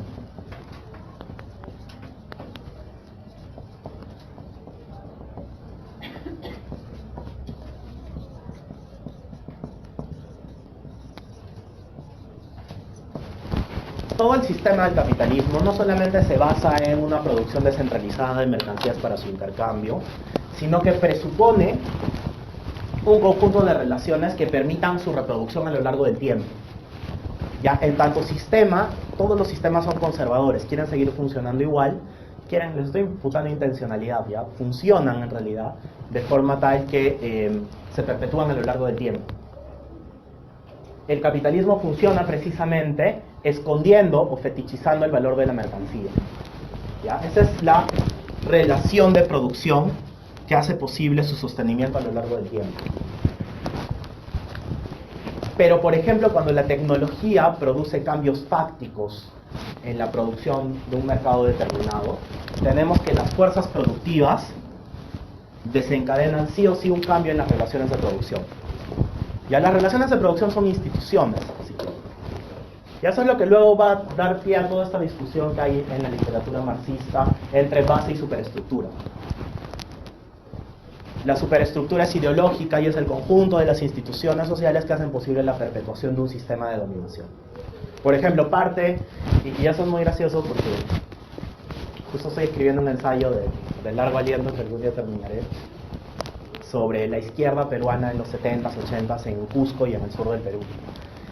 Y una de las cosas más interesantes que he encontrado era que, por ejemplo, en la currícula de la UNSAC de Cusco y en la UNAPUNO se sacó en algún momento el curso de Derecho Romano, porque el Derecho Romano era un derecho burgués, propio de la propiedad privada, y se puso un curso de Derecho Socialista, Derecho Soviético. Porque el derecho era parte de la estructura social de dominación, porque justamente está basado en un sistema contractual de intercambio, mediante el cual se privatiza la mano de obra durante un tiempo determinado. ¿Ya? Entonces se generó todo un curso que además se dictó durante más de 10 años en la Universidad del Cusco, que era de derecho soviético. Ya nos enseñaban lo que se enseña hoy en día, por ejemplo aquí en la universidad, las bases romanistas del derecho civil, y no se enseñaba derecho soviético. Esa es la superestructura. Y la superestructura necesita de un montón de instituciones, o requiere de un montón de instituciones, para poder perpetuar ciertas relaciones de dominación. Pero debajo de eso yace una base, que tiene que ver con esto, por ejemplo, las condiciones de producción de un mercado dado, de una industria dada, del capitalismo en su totalidad. Esas son las fuerzas productivas. Pero las fuerzas productivas también pueden ser un desencadenante de emancipación humana. Es decir, el incremento de la tecnología, el acceso a nuevas posibilidades de desarrollo, etcétera, pueden suponer un conflicto grave con las relaciones de producción vigentes, que tienden a ser más bien conservadores. Por ejemplo, la posibilidad de trabajar desde su casa y mandar los informes mina el poder de dirección que tiene el empleador. Ya una de las características del derecho laboral es que es una relación de subordinación. Ya, pero la subordinación necesita de un espacio físico donde se ejerce. Por excelencia la oficina, ¿no? Está el jefe aquí y además todos están ubicados alrededor. Una figura Foucaultiana. No todos están alrededor y además todos tienen que ver a cada rato al jefe porque tienen que buscar papeles para firmar. Y él además puede observar a todos. Ese espacio físico de interacción es propio de unas condiciones dadas de relaciones de producción, de fuerzas productivas, en las cuales se requiere la inmediación física. Pero de repente se comienza a desarrollar la tecnología y es posible videoconferencias, o es posible el trabajo desde casa, etc. Entonces las fuerzas productivas desencadenan o presionan al sistema para cambiar su forma social. Entonces puede llegar el trabajador que cuestiona al jefe porque no tiene ningún sentido que esté en la oficina. Se debe ir a su casa porque puede hacer exactamente lo mismo en menos tiempo. ¿Qué está pasando en términos prácticos? Esta labor, esta mercancía del trabajador que se había privatizado, se le devuelve en cierta medida, porque ya no tiene que estar 8 horas a plena disposición de un empleador, sino que puede hacer el informe que se le pidió en 1 hora y luego salir a correr o escuchar música. ¿Se dan cuenta? No estoy diciendo que en estricto las fuerzas productivas vayan a transformar el sistema completamente. Estoy diciendo que parece que en esa dinámica entre fuerzas productivas y relaciones de producción, las fuerzas productivas son una suerte de motor que permite avanzar.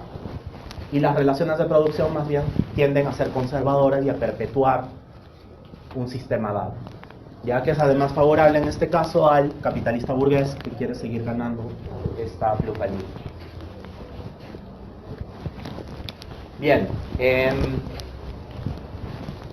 ¿qué ocurre en el conjunto de las instituciones? Y con esto voy a terminar, que es un poco un puente a algo que van a ver más adelante con Yale.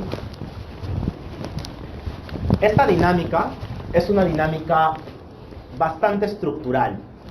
Ya una de las críticas que se hacen constantemente a Marx es que el lugar de la agencia humana está bastante reducido. Ya si se han dado cuenta, en toda mi explicación en ningún momento he dicho el ser humano tiene la capacidad de decir no a esto, o su agencia es importante para tal o cual cosa. La explicación es una explicación más bien de cómo funciona la estructura o el sistema en su conjunto. No lo deben haber notado, toda mi explicación ha estado basada en una suerte de grandes leyes que se operan a instancias sociales y siguen funcionando hacia lo largo del tiempo. Entonces hay un problema que es cómo recuperamos la agencia en una explicación estructural, si se quiere. Yo no creo que Marx sea tan estructuralista o tan estructural. Sí. Una pregunta, pero ¿cómo es el papel del proletariado, que es sumamente revolucionario Marx, que tiene una militancia, que manifiesta como qué sentido, que hay mucha energía, como que... Sí, eso es una buena pregunta. Ya, vamos a abordarla directamente. Y está entonces el problema entre lo que yo llamaría las obras más científico-filosóficas de Marx y las obras más utópico-políticas de Marx.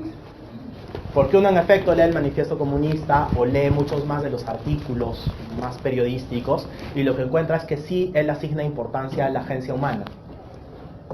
Y sin embargo uno más bien lee las obras más científicas y por momentos, porque no es uniforme, pero tiende a encontrar que lo que Marx está diciendo es que este proceso es progresivo y que sí o sí el sistema capitalista va a colapsar en sus propias condiciones, dando lugar a sistemas distintos y finalmente generando la emancipación del género humano en un comunismo. Cuando Marx habla en esos términos, está haciendo una predicción científica, entre comillas.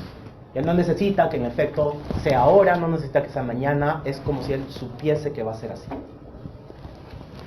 Cuando está escribiendo en otro registro, que es el registro dirigido a los proletarios, les está diciendo, tomen conciencia de su lugar en la historia.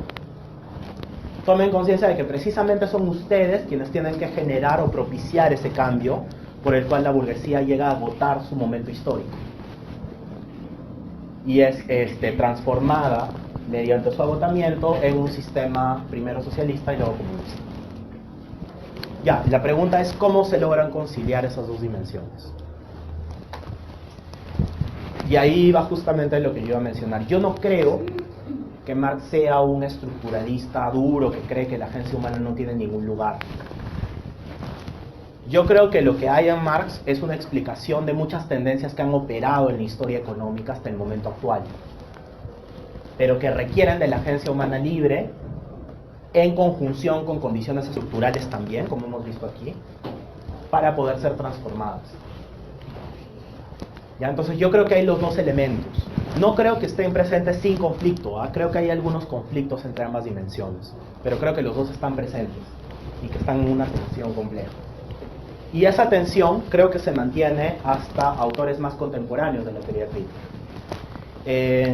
Habermas hay una suerte de tensión entre sistema, y el sistema funciona de manera mucho más automática, autopoético si se quiere, y el mundo de la vida, que tiene que ver con el espacio más bien de deliberación, ya que tiene que ver con un conjunto de presupuestos que tienen las personas bajo los cuales actúan en el mundo, que tiene que ver un poco más con las relaciones de producción en cierta medida, que no va tanto por ahí el concepto de Habermas. Pero esa tensión se mantiene, es decir, hay elementos de estructura y hay elementos de agencia humana. En Ragelj se mantiene en cierto sentido también. Lo que tenemos es que, por ejemplo, la explicación de progreso es la solución sistemática del sistema de un conjunto de problemas que van apareciendo a lo largo del tiempo. La solución requiere de elementos de agencia humana, por ejemplo, que se destrabe cierto bloqueo cognitivo, es decir, que los seres humanos puedan discutir de determinados temas que antes se creía que estaban proscritos o que eran ley natural, si se quiere, pero también requiere de una dinámica sistemática, que la solución sea eficiente para solucionar un problema pasado. Entonces, esa dicotomía o esa tensión que existe entre agencia y estructura no es una dicotomía privativa de Marx, no solamente está en él, sino que está en general en muchos autores de la teoría crítica. Y además yo creo, en segundo lugar, que no es una dicotomía tan problemática, sino que más bien los hace autores un poco más finos para describir a la sociedad. Porque incorporan, es decir, no solamente no desconoce que la variable social importe, y que la cultura importe también y las instituciones también, pero tampoco dejan de lado la agencia humana. Y hay explicaciones que compiten contra la explicación más amplia o más holista de la teoría crítica.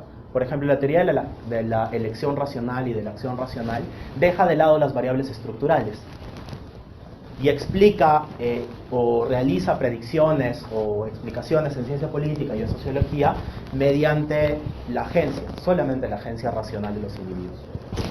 Y usan teoría de juegos, pero sus explicaciones son solamente basadas en lo que hace un individuo aislado, o los impulsos o los intereses que pueda tener ese individuo para conseguir determinados bienes o servicios o cosas en el mercado. Entonces deja de lado el elemento estructural. Por otra parte, hay estructuralistas rudos que dejan de lado la agencia humana completamente. En ellos, que lleguemos a una sociedad comunista no depende ni siquiera de nosotros, es más, no tenemos que hacer nada. Y es gracioso porque incluso en ciertas tendencias en la izquierda asumen esa tesis como cierta. Si la asumen como cierta, entonces, ¿por qué siquiera militan en un partido? No deberían hacer nada, deberían dejarse llevar por las fuerzas de la historia. En Marx no, en Marx están los dos elementos, es decir, la clase proletaria tiene que tomar conciencia sobre su labor en la historia para generar la emancipación del género humano, pero por otra parte también es cierto que hay dinámicas sociales bastante complejas que coadyuvan el movimiento en ese sentido. Y entonces es importante tomar en cuenta esos dos elementos. ¿Hasta aquí hay alguna pregunta, duda? Sí. Profesor, ¿cómo hace la teoría marxista para describir cuándo se vende el arte posmoderno? ¿Cuándo se? O sea, por ejemplo, he visto que en los mercados cortes en Europa, ¿cómo calculan el precio o el valor? Ah, ¿te refieres al arte posmoderno? Ya, que está de moda. O sea, el problema es que tú notas que hay algunos casos en los que el valor trabajo no expresa realmente el valor de la mercancía. Ya, luego lo van a ver más a detalle con el caso de Adorno y Horkheimer, pero hay fetichizaciones interesantes que escapan a la dinámica de la mera mercancía. Ya cuando yo hablé de la mercancía, y eso sí es cierto porque es una limitación de Marx y es una limitación válida, Marx está pensando en objetos cuya utilidad es medio de sentido común. Es decir, uno compra una mochila porque en efecto necesita transportar cosas de un lugar a otro. Uno compra un proyector porque en efecto quiere pasar filminas. Ya, pero luego vienen los bienes que contemporáneamente en la economía neoclásica llamaríamos los bienes suntuarios, ¿no? Los bienes de lujo. Está el arte, no solamente el arte posmoderno si quieres, sino el arte en general.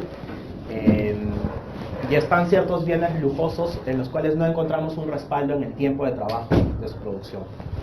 Entonces hay dos respuestas. La primera sería que en el arte clásico uno sí nota claramente, digamos, la inversión de trabajo en su producción. ¿no? Por ejemplo, uno ve un Miguel Ángel, o uno ve es más contemporáneo, un Van Eyck, o lo que sea, y uno va a encontrar claramente la destreza del artista y el valor de trabajo intelectual y además de destreza manual inserto en la producción de esa mercancía finalmente, porque también el arte es una mercancía. Pero en el arte de vanguardia uno va a tener un problema. Pollock, por ejemplo. ¿Por qué Pollock vale tanto? ¿Por qué un cuadro de Pollock vale tanto? Picasso no es un buen ejemplo, porque, por ejemplo, justo estuve en Chile hace poco y había una exposición de Picasso en el Museo de la Casa de la Moneda, y yo me quedé sorprendido por la enorme destreza que tenía Picasso realmente. Es decir, él era capaz de producir obras de un carácter mimético bastante elevado. Ya, como saben, ahí se suele hablar de que hay como Danton lo hace y otros autores, de que hay un paso desde una suerte de ideal mimético en el arte hacia un ideal liberado de la mímesis. La mímesis es imitar a la naturaleza. Entonces, durante un gran periodo de desarrollo de la historia del arte, lo que buscaba el arte era emular a la naturaleza de la manera más perfecta posible. Ya, ese ideal supuestamente se ha abandonado con el arte contemporáneo, con el arte de vanguardia. Se ha liberado de las cadenas de la mímesis. ¿Ya? Entonces, en Picasso uno encuentra que el primer ideal lo tenía muy bien desarrollado. Es más, tiene pinturas de solamente cuando tenía 16 años, que son impresionantes desde el ideal mimético.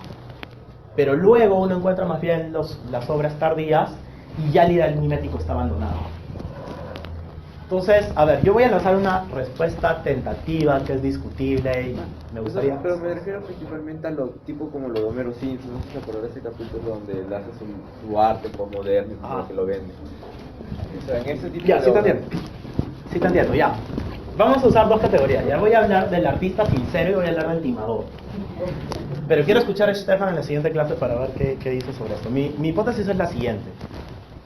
Lo que yo pago cuando pago por arte de vanguardia, hacen una interpretación caritativa del valor del arte de vanguardia, es el peso teórico o el valor teórico que hay detrás de esa obra. Peso hermenéutico, si se quiere, la interpretación posible de esa obra de arte. O sea, yo debería imputar que hay un montón de teoría condensada en esa obra que yo tengo que entender. Porque además está colocada en un espacio institucional que es un museo. ¿No? Entonces yo tengo que imputarle valor y tengo que tratar de interpretarla a su mejor luz y pensar que la persona que lo hizo se tomó mucho tiempo pensando que era realmente lo que quería hacer. Ya, esa es la del artista de vanguardia sincero. Pero la del timador es que logró exactamente el mismo resultado, pero sin invertir peso reflexivo en él. Ya, esa tesis es plausible, pero tiene problemas. ¿Ya? Uno de los problemas tiene que ver con que el arte también está configurado por la persona que lo aprecia. Entonces no solamente la creación de alguien externo, sino también es la propia interpretación del sujeto que lo recibe. ¿Ya? No sé si vieron hace poco una noticia de una señora que en un museo había barrido una de las obras pensando que era parte de la basura que se había quedado en el museo. Y entonces ella, por ejemplo, no logró, digamos, en esa interpretación caritativa, no logró captar el valor teórico de esa pieza de arte de vanguardia y la botó a la basura. ¿No? Pero sí es cierto que desde el punto de vista del fetichismo de la mercancía hay un problema para explicar estos bienes suntuarios, que son bienes que no logramos explicar por qué tienen un valor tan alto. Ya podrían ser una suerte de excepciones al proceso de producción capitalista, porque además este es un proceso a gran escala, un proceso macro, digamos. Nuevamente, la explicación de Marx es macroeconómica, entonces si hay algunas desviaciones, no importa mucho, porque el promedio social global las corrige. Pueden haber casos en los que muchos productos son vendidos a menor precio, que sería por ejemplo el caso de Schindler cuando se da cuenta que había sido un persecutor de judíos y se arrepiente. Y hay los casos inversos también, que podrían ser este caso. ¿Ya? Pero la cuestión es que en términos agregados, es decir, cuando yo hago un promedio social, tengo que la explicación es más bien, tiende a ser precisa, tiende a ser exacta. Bien, ¿alguna otra pregunta? ¿Dudas? ¿Comentarios?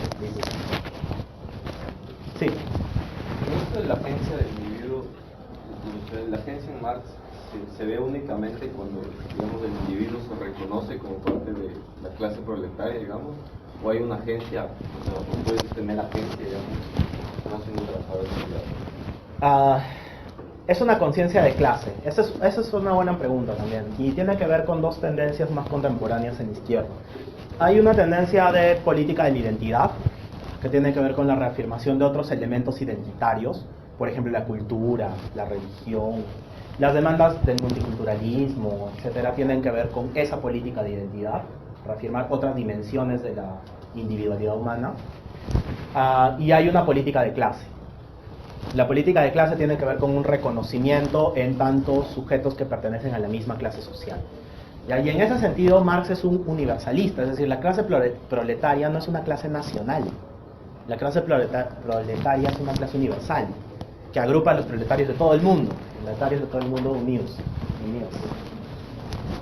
Ya, entonces, en ese sentido es mucho más cosmopolita que una política de la identidad más bien basada en identidades locales. Ya Marx creo, que en base a que los intereses de toda la clase van por el lado de que se está expropiando parte de su mano de obra, deberían unirse bajo ese ideal común, que le da sentido a su lucha. Entonces hablamos más de una agencia en tanto parte de tu identidad como miembro de una clase. Bien, ¿alguna otra duda o interrogante? Bien chicos, muchas gracias por atenderme, y la siguiente clase viene Stefan, que va a seguir un poco con la discusión sobre el fetichismo de la mercancía.